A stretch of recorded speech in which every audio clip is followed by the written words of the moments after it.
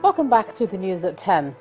The dust is yet to settle over the death of a 23-year-old factory worker, Wisdom Atokwo, at the premises of Linda Manufacturing Company in Iju, Agege. This time, the family members of the deceased have broken their silence in an exclusive interview with Channels Television.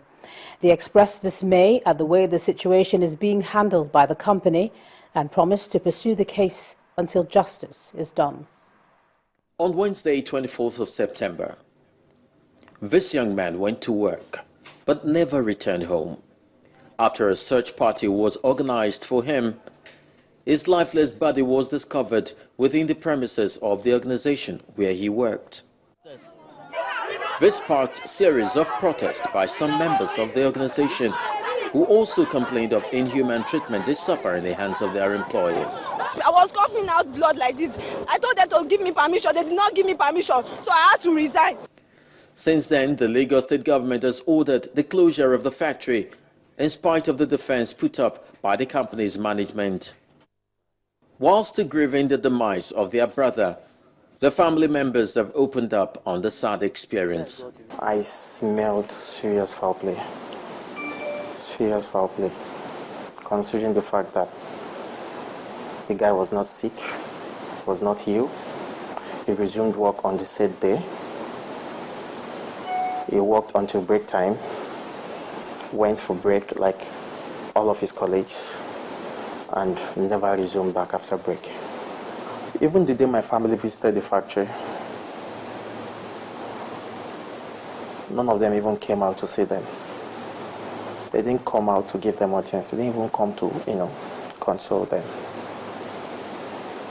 That's really very bad. Very bad.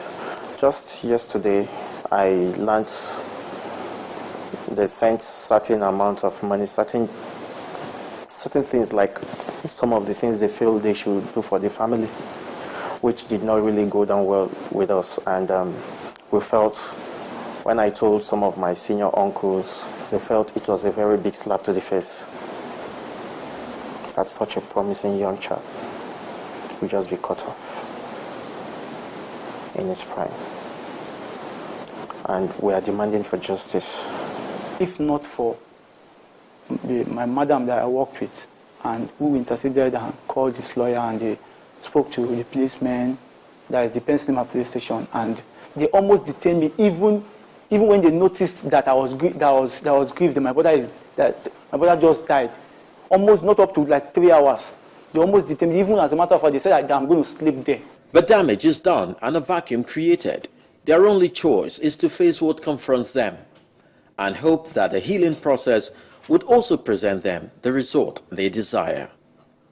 Chris Elems, Channels Television News.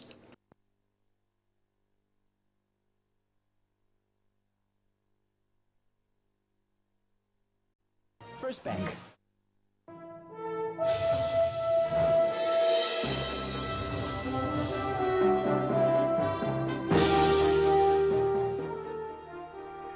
Welcome to Business News. Financial markets across the country will reopen tomorrow after a two-day holiday to celebrate Eid al-Kabir. Capital market operators anticipate mixed trading as investors expect companies to release their financial results for the third quarter. Last week, there were only 4 days of trade as the federal government declared Wednesday, October 1st, a public holiday to commemorate Nigeria's 54th independence anniversary. Key market indicators rose by 0.70% to close on Friday at 41,103.94 and 13.57 trillion naira respectively. The top 5 price gainers were Ikeja Hotel, Champion Breweries, International Energy Insurance Company, Cement Company of Northern Nigeria, and Stanbic IBTC Holdings PLC. On the flip side, RT Briscoe Nigeria, May and Baker Nigeria, Verno Products, Academy Press, and Learn Africa PLC led 29 other price appreciators. Investors in 18,750 deals exchanged 2.58 billion shares for 24.902 billion naira. Meanwhile, traders anticipate interbank lending rates will climb marginally this week as the central bank begins an enforcement of its cash reserve requirement on bank balances. Also, possible cash flow to foreign exchange purchases are expected to hit the market and curb liquidity. Last week, lending rates eased marginally to an average of 10.37%, down from 10.50% after the government paid off open market treasury bills and retired matured bonds. The open buyback rate eased by 25 basis points to 10.25% from 10.50% last week, while overnight placements remained unchanged at 10.50%. In the meantime, the pressure on the naira is expected to continue following dollar supply shortage and the limited number of days available to trade this week.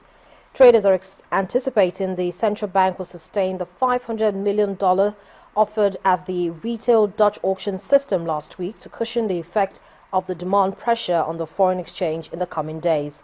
The naira resumes from the long weekend at 164 naira 27 kobo to the dollar at the interbank market.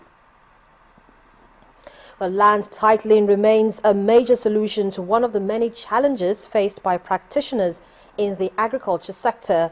An expert on agribusiness, Ndidi Wuneli, made this assertion while commenting on the transformation process of the agriculture sector. She also believes the government must begin to partner with the private sector on proper land use for all concerned parties. Land is critical for agriculture, and farmers need larger lands to enhance the scope and scale of the activities. However, to address this, we need to address two things. One is titling of land. Most farmers don't have collateral because their land is not titled. They can't, and even if it's titled, many banks will say it's in the middle of nowhere. It doesn't have any resale value. So there's a real need for us to look at how we can title land in rural areas and ensure that it is actually valued and that value is quantified. And the second is that the government is still a large owner of a lot of land in Nigeria, and there has to be some more look at innovative partnerships, PPPs, between the government and the private sector to unlock some of that land for agricultural use. Well, crude oil futures slipped further from $93 per barrel today, following a slump in the US dollar. The dollar suffered its biggest one-day drop since January on Monday against a basket of major currencies, but steadied early today. Brent oil for November delivery was down 9 cents at $92.70 per barrel after hitting an intraday low of $91.25 per barrel. U.S. November crude dropped 8 cents to $90.26 a barrel.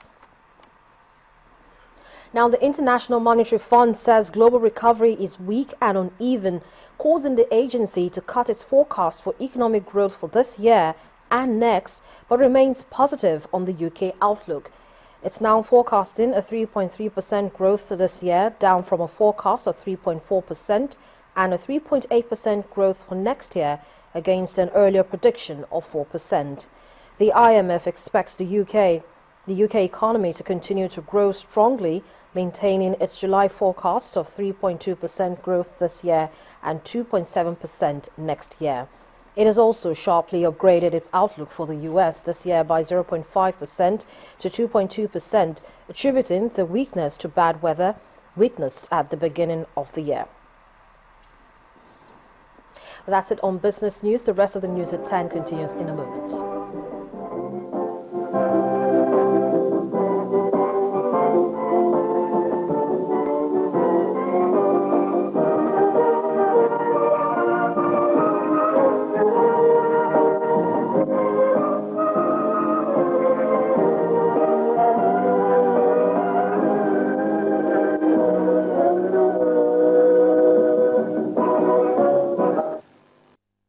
First Bank. Still ahead on the news at 10, it's a full house in the camp of the Super Eagles as the African champions gear up for the must-win 2015 Nations Cup qualifier against Sudan. That's on Sports News. Enjoy, Sky.